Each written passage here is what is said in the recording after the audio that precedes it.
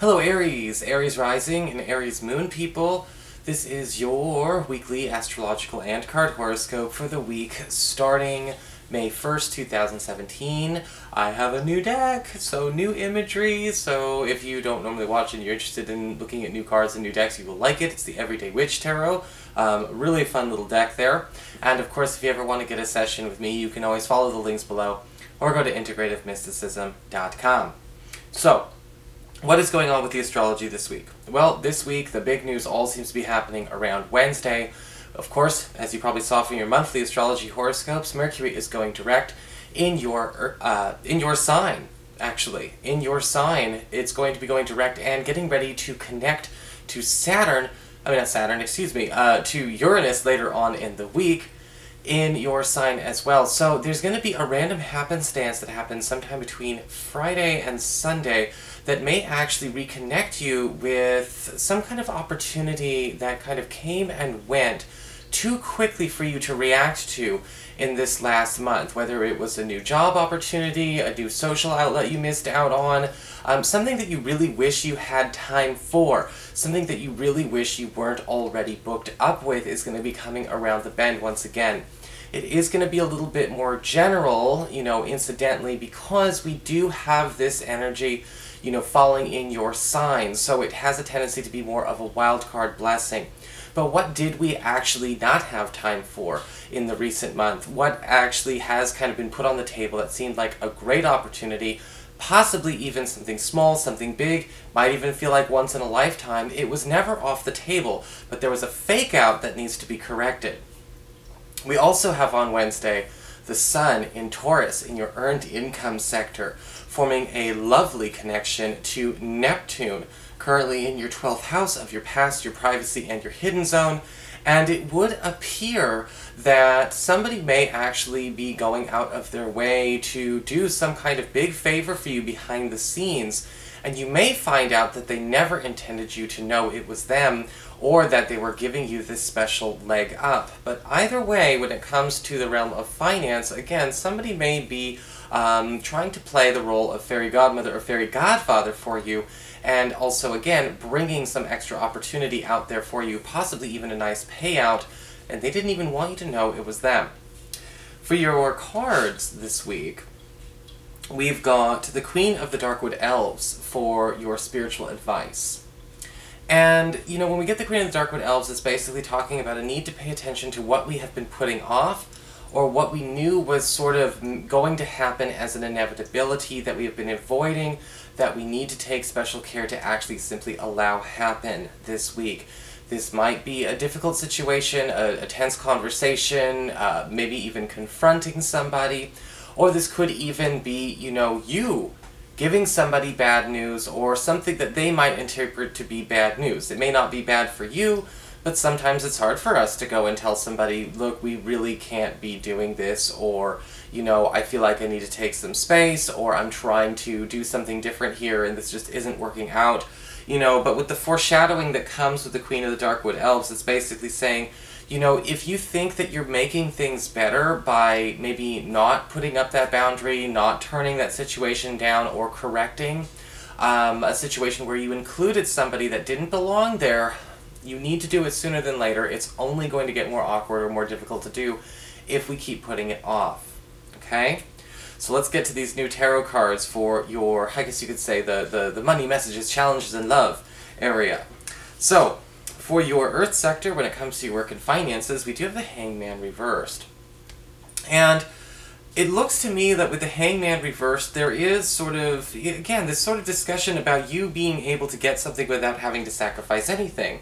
The Hangman reversed is actually talking about somebody kind of coming off the fence for you. And I'm also feeling that with the Hangman reversed, there is somebody who's going to be, in that sense, coming out of the woodwork. They don't want to be seen. Again, it keeps carrying this weird message of this sort of, this protector, this guardian coming out, in the form of a person. This isn't like crazy woo-woo. But with the Hangman reversed, this could be somebody, again, sealing a deal for you, whether it's finding a new job or, or again, getting some paperwork taken care of, or getting something cleared, getting something, finally on the books for you, even if it's the opposite of that. What I like about the Hangman, though, reverse is it's basically saying, again, it's happening with your hands off the situation. It's happening with you not actually getting involved. And again, you may feel weird entrusting that much to people, but you're actually meant to entrust this to somebody, which is probably why we are actually keeping it a big old secret. Again, this could actually turn into, into a raise opportunity down the road. It's almost like very hush-hush, but this background discussion of what's going on with you and your fate at the office or this new job is actually going to fall in your favor. For your communications with air, when it comes to your friends, your relatives, and the others in your life, we do have the Three of Swords reversed. Okay, so again, the Three of Swords reversed, we tend to see people covering up negative feelings, maybe trying to spare each other negative feelings, but at the same time, it's still allowing that tension to be there. It's sort of like we're just going to sit in the negative energy, but we're not going to talk about it, we're not even trying to clear the air. And this is going to be basically saying, look, pay attention to where there is that tension between you and another, or when another person is unwilling or able to actually do real problem solving or real problem fixing right now. When it comes to friends and relatives, the Three of Swords reversed can, again, very much like that Queen of the Darkwood Elves card, talk about the need to pay attention to where simply pretending a problem doesn't exist, humoring a person, or, maybe even indulging a person has gone from being considerate to being patronizing or even just possibly negligent. And I want you to be careful if you are the guilty party here, letting people get away with things they shouldn't be getting away with, letting them get away with tricking themselves, lying to themselves, or simply, again, pretending that there is no problem where there is a problem. It's very dodgy.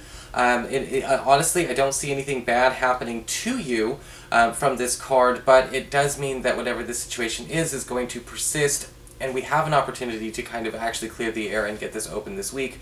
So even if people are afraid of blame, of culpability, of accepting responsibility for their own negativity, it does need to be brought up. This isn't something that should be carried on forever and ever. Your challenge this week with fire is the Fool card reversed.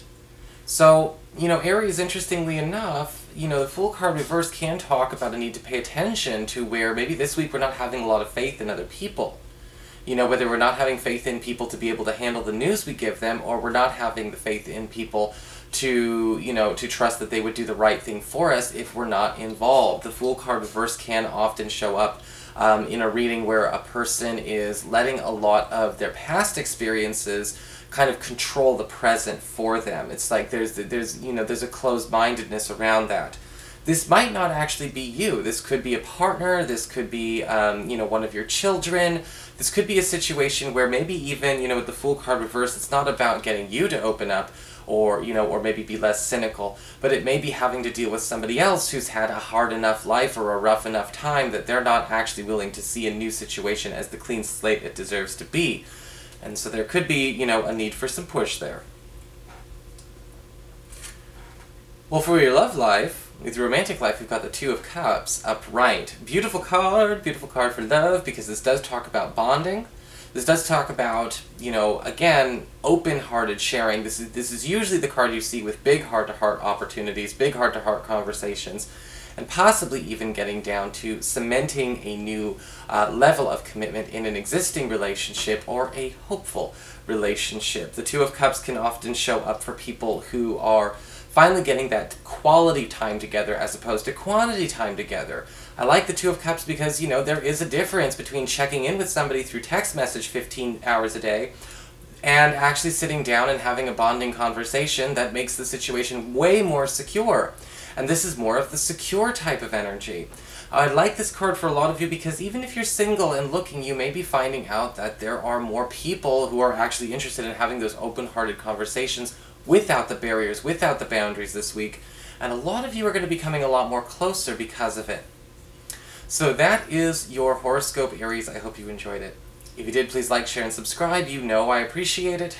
And of course, if you ever want to get a session, you can always follow the links below, or go to integrativemysticism.com.